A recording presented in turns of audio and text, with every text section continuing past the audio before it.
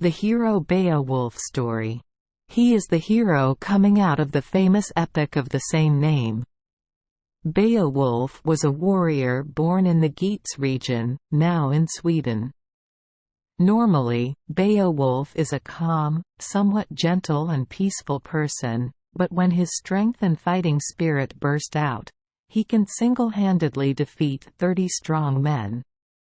Beowulf and number 39's most resounding victory is the journey of him and his comrades, 14 of the best knights, to Denmark, to help King Hrothgar destroy the monster Grendel that is plaguing this kingdom.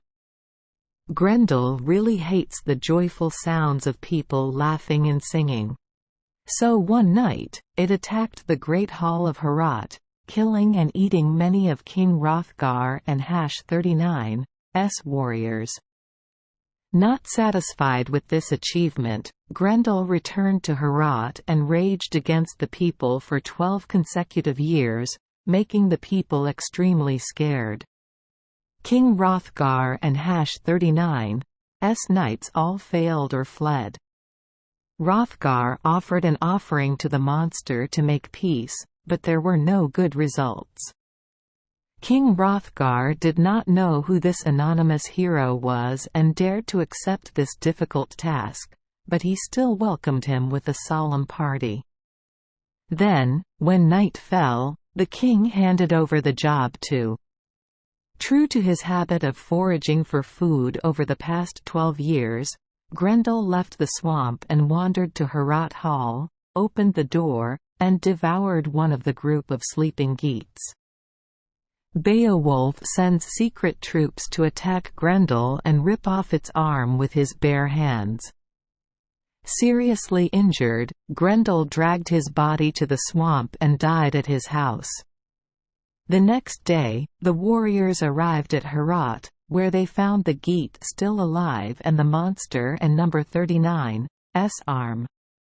King Hrothgar was very happy, so he held a party to celebrate and gave Beowulf a generous reward.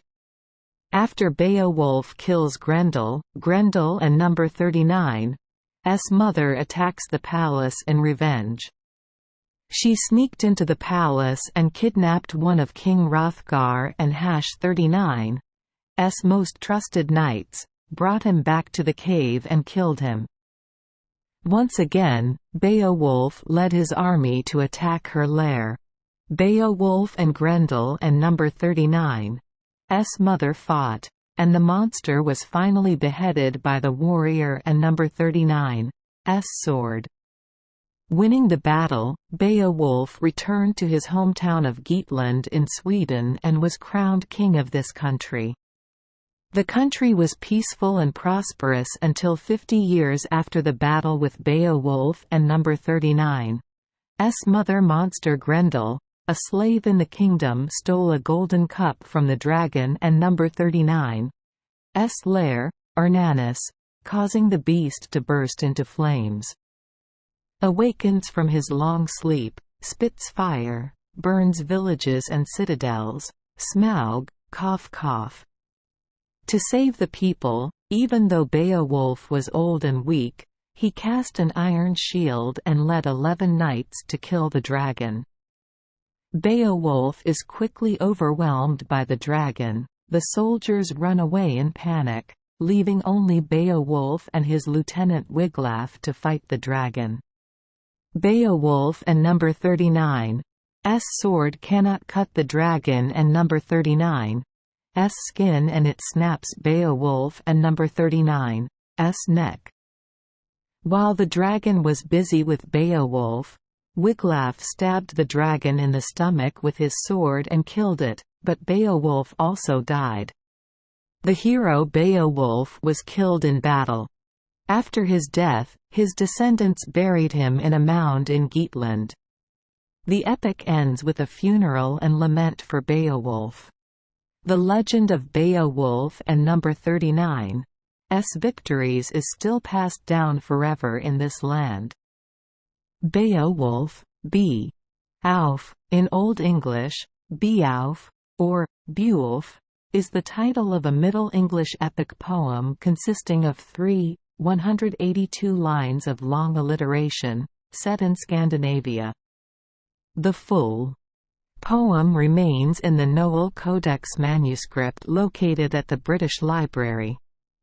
This work was written by an anonymous Anglo-Saxon poet between the 8th and early 11th centuries.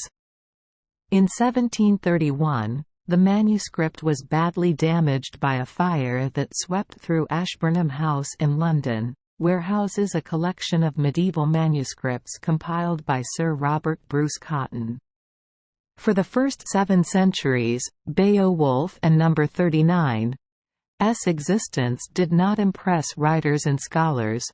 Aside from a brief mention in a list Humphrey Wanley compiled in 1705, the work was not studied until the late 18th century, and was not published in its entirety until Johann Bülow sponsored a Latin translation in 1815 by the Icelandic-Danish scholar Grimur Jonsson Thorkelin. After an intense debate with Thorkelin, Bülow agreed to fund a new translation of Nfs Grundtvig, this time into Danish.